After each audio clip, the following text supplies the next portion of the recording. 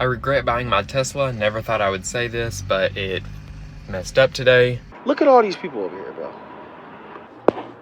Everything you do drains the battery. This is your monthly reminder to never get an electric vehicle or go in Mercedes. Harsh reality of road tripping in a non-Tesla EV.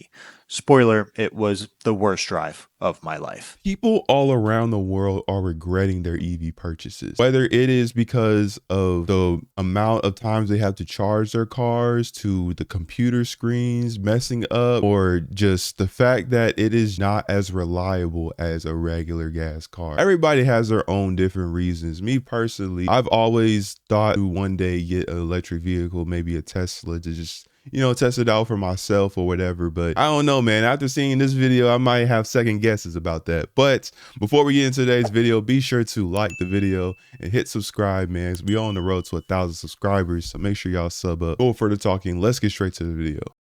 There is no used car market for EVs. We as salespeople, Tesla included, need to do a better job of explaining to people that when you buy an EV, you have to understand that the market on it, when you trade it in or try to sell it privately, is not going to be there. EVs are the only vehicles where what KBB is saying, what Edmunds is saying, what all of those online trade value things are saying is not real because they don't sell. A 5-year-old F-150 still has a 36-gallon tank. Doesn't work the same way for an EV. 5 years later, that battery might have lost 25% of its life. I get it. It goes against everything we were taught, but we really are shooting ourselves in the foot when they come back and try to trade it, and they're shocked that they're not even at half what they paid for the car 2 years later. You need to lease them and make it the dealership's problem. And this is a really big thing when it comes to electric vehicles. Just looking at the fact that it's not a gas car where, it's able to keep its value. You're able to like switch out things over time whenever it messes up. But with an electric vehicle, you're really relying on the battery. And sometimes that battery needs to be replaced every so and so months. And sometimes that can be a hassle. That could be very expensive in some of these cases. You start to see why some of these dealerships have a hard time selling electric vehicles compared to just regular vehicles, just because of how depreciating they kind of get over time. We're at the charger and the test is shut down. Here. You're gonna push her? Yeah, I'll push it. Here, come Are over you here. kidding me? Yes. It's not letting me. No. Should we ask one of these people to help us push? Wow. Keep in mind, this took multiple people just to push this car. The fact that this car died just before getting to the supercharger is absolutely insane. And it just shows just how concerning some of these cars are. It's honestly kind of daunting that they would be at a place where they're like right there at the supercharger and it just suddenly just dies and is not able to get straight to the charging port. Hi, I'm a mother of 3, and people often ask me if I recommend my car, which is the Rivian. I don't. It has had 2 major safety issues for me, and I want to tell you about it before you buy or lease one if you're on the market. In this economy, you might not be, but in case you are, let me tell you, and please share with others. So the first thing that happened to me when I got this car in the beginning of 2025 was the car would abruptly slam into park while I was operating it. I could be on the highway going full speed. I could be on the street. I could be in park, but the car would just slam into park and like buck. It was so scary. Of course, I called Rivian, asked them to come get the car and to look at it. I had just started this journey of my Rivian journey. So I just couldn't understand why I was having these problems. And all my friends were like, didn't you just get this car? Like, why are you having all these problems with it? So they looked at it and they said, we don't know why this is happening. And sorry. And I was like, what do you mean? No, I can't take this car back. I have 3 children. I can't be driving and the car just slams in a park like this. It's terrifying. And it's also very dangerous. So they kept looking, and they're like, we don't know. We don't know why this is happening. So then one service person said, do you drive with a seat cushion? I'm like, yeah, I do. And they said, You dummy. It's your fault. You can't drive with a seat cushion. Everybody knows that you're not supposed to drive cars with a seat cushion. That's not a Rivian thing. That's an all cars thing. And I'm like, I've had many cars before. I've driven with a seat cushion. I've never had an issue before. Like, this seems strange. Is this a known? And if it's a known, why wouldn't you tell me when I got the car? That is very weird. First strike. Second thing that is happening, a couple of weeks ago, we were leaving the garage and exiting the garage, driving front out of the garage. When we get 3/4 of the way out of the garage, the trunk opens up and crashes because, of course, the trunk going up, it hit the top of my garage and the glass shattered over my children in the back seat. It was terrifying. So I called Rivian. I'm like getting the glass off of my children. Call Rivian, trying to figure out what's going on. And they're like, okay, we'll tow it, go take pictures. I go back out to the car. The trunk has closed on its own. What? So this is the second instance of the car operating uncommanded. So I'm trying to figure out what's going on, and immediately Rivian gets adversarial. And I thought it was very interesting. This car company is not that old. Not like Toyota and Honda and Lexus and all these companies that have this long legacy. This company is so new, you'd think they'd want to have this information so that they could improve and so that they can make sure that you're safe with your family. Instead, they get very adversarial and they don't want to know.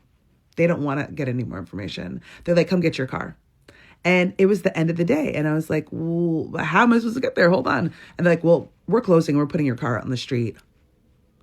Why so nasty, Rivian?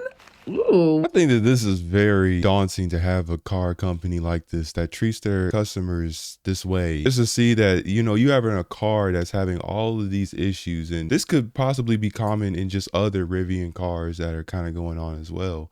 And the fact that she's even having to deal with this and seeing all the computer glitches that's causing her trunk to go open, they're telling her she can't even sit in the car seat with her own cushion. It takes away from the joy of having the car. Like, I'm assuming this is a very nice car that she has here. The fact that she's having to deal with all of these problems just speaks to the fact of when you have a car that's just ran off of a computer, it's bound to have like these type of glitches and bound to have all these type of different issues that may come along depending on like what happens with the car. Kind of does speak to the fact of, some people's regret for these EVs. Hummer's the problem. The charge stations are the problem. I have no idea. Fairly easy. We just increased our range to 98 miles after waiting around for 45 minutes. But the real question, how much did it cost? I am actually in shock right now. We just sat here for 41 minutes. It cost me $19.80, and we added an additional 64 miles for $20. It is more expensive to charge an EV, plus we had to sit here for 41 minutes. It's a scam. I have seen that a lot with just Hummer EVs. These are very big electric vehicles, and sometimes they can require just a lot of charge just to get them going.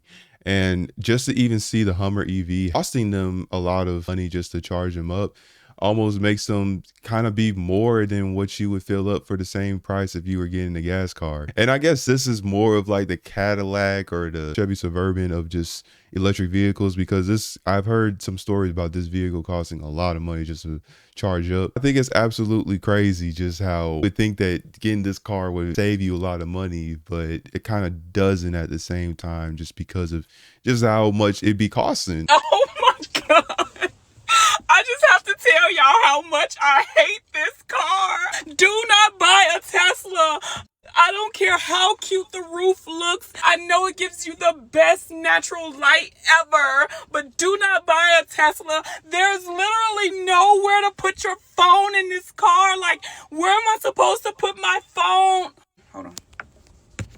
First of all, I was gaslit into getting this car because I had no idea that I had to charge it. Like, what? Like, it's like a phone. I just got the car last month and I want to sell it. Like, if you want to buy this Tesla, let me know. First of all, it was the best car buying experience I have ever had. I purchased the car through the app.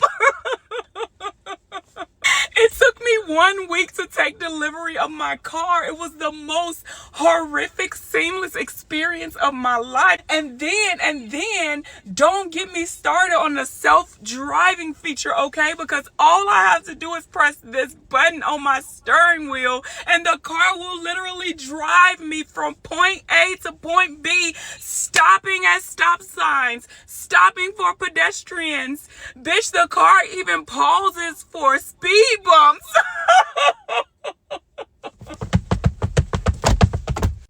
I hate it so much. I hate it. And then when you get to the destination, the car has the audacity to park for me better than me. And then don't get me started on the interior lights. The lights start from the back seat, goes all the way around to this back seat, and I can change the color of it. Right now it's like a light blue. I'm not sure if you're picking that up on camera, but it's the cutest little Tiffany's blue. And then they even let me customize the car on the infotainment screen. Not to mention, every time I get in this bitch, I feel like I'm in a spaceship with these white seats. Like, girl, do not get this car. It's so aesthetic. Like, why does everything have to be an aesthetic choice? I don't know if this was a regret. I think this seems like just showing off the different features. It's actually kind of funny. I'm in tears right now. Oh my gosh. That sound like yeah, I love this type of car. I don't know. This was a little bit of a regret. Ma'am, this looks like you love that car. So yeah, if she loving the car, is she enjoying the features that it comes with, this being a new Tesla, all she enjoying that, then that's cool. What is my regret about being an EV owner? In the next 55 seconds, I will tell you. Recently, my wife and I wanted to attend an event. It was approximately 70 miles one way. And our electric vehicle will get, at best, on a full charge, about 150. And then when you start running air conditioner because it's warm, it's a lot less. So we were thinking of going, but the tickets were 40 pounds per person, total of 80. And then we would have to charge it. And that would be an additional about 50 or 60 pounds to charge it at a charge point. And we did that once before when we went to York Park and Ride to visit York. However, when we returned that night, it didn't fully charge and we lost access to the car and having to call our dealership to fix it. So the biggest regret I have is the fact that EVs limit your ability to do things because of the charge. This is another just factor to kind of tack in whenever you think about getting an electric vehicle. You have those moments where you might be at a place, you think that you have a full charge, and then it could be like, oh, well, we didn't charge me enough, so you're gonna have to call your dealership or something to get into this vehicle. And I think that's one of the most annoying parts about it. There's no repercussions whenever the vehicle kind of does these type of things to at least have some type of access to it when it does go through these moments of just not being charged up enough, like how maybe a gas car is. You have other ways of kind of getting into the car. It's just really something to just think about. The harsh reality of road tripping in a non-Tesla EV. Spoiler, it was the worst drive of my life. So yesterday I took on a long 550-mile road trip from Barrie, Ontario, Canada to Long Island, New York. And for some reason, I thought it was a good idea to drive my electric Hyundai Ioniq 5. When we started off, we had about 250 miles of range at 95%, and we did not want to stop until we got through the border, which absolutely sucked, by the way. Tons of traffic. We made it to the first station, which was an Electrify America, at 30%, driving about 130 miles. We had about 100 miles left in the tank. Everyone ended up grabbing food, so we charged to 95% again and had about 250 miles of range. Notice a trend: every time I stop, it's at an Electrify America, mostly because I have free charging with my lease, and they also seem to be the most reliable chargers. We were back on the road after about 30 minutes, and the next charger was around 180 miles away. We arrived to another Electrify America station, plugged in, and the speed ramped up pretty quickly. We charged again to 95% because the next charger was 200 miles away and we did not want to cut it close.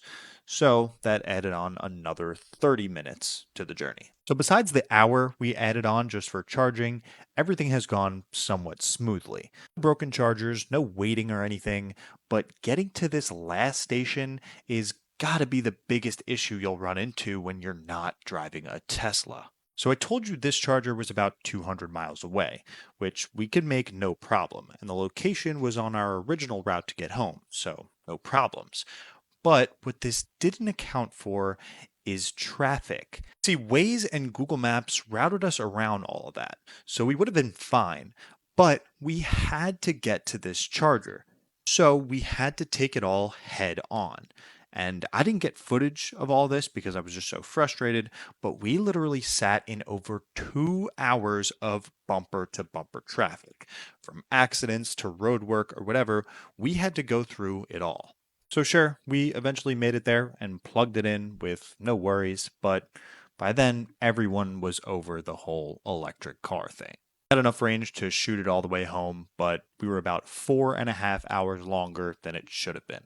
Lesson learned, EVs are great, but definitely not ready for road trips. This is something to really think about whenever you think about electric cars and taking it on road trips. And then just even thinking that you have the enough range to get to the different charging ports, just to realize that you have to account for these things such as traffic, slowdowns in the road that kind of slow you down and kind of get you to a point where you think that you can make it in an efficient, timely manner. But what could have been a 2-hour trip turns into a 3.5 to 4 hours just because you have to do all those stops. This is your monthly reminder to never get an electric vehicle or go in Mercedes. So not only is it a crazy hassle to have this electric vehicle, if you don't do your research, of course, and if you don't get a charger installed in your house, and if it's not your second vehicle. These are all things I wish somebody told me before I got an electric vehicle, but I'm going to tell you guys. Number one, make sure the tank is over 300 miles. Mine is 220 miles, so in 2 days I'm already charging. And the money you're saving with going electric, you're now spending time. And if you know anything about anything, time is more valuable than money, okay? Also, you can't just charge your car wherever. Like, I thought I was charging that Tesla. You can't just do that. You got to have a specific app, and once you get there, you got to make sure, first of all, when you check in the app, it might show that it's free, but once you get there, there's going to be a line of 12 people waiting. Now you're number 13, and you got another 3 more hours before you charge. So make sure the app is right, but that don't even matter, because once you get there, something else is going to happen. Listen, then you got to learn how to charge your car. Set up your payment, make sure the payment is good, and everything is all great. That's going to take you another hour. Long story short, I ran out of charge within the first week of me having my car. I've towed my car to Mercedes about 15 times since then because of electrical problems. So there's tons of electrical problems. Now I'm in a loaner, the second loaner, because the first one I just had yesterday caught a flat. So now they put me in this second nice-ass EQS, $100,000 car, and I paid $300 for the last tire. Now, yeah, I get it. It's Mercedes. I should have known what I was doing. Listen, don't get an electric car.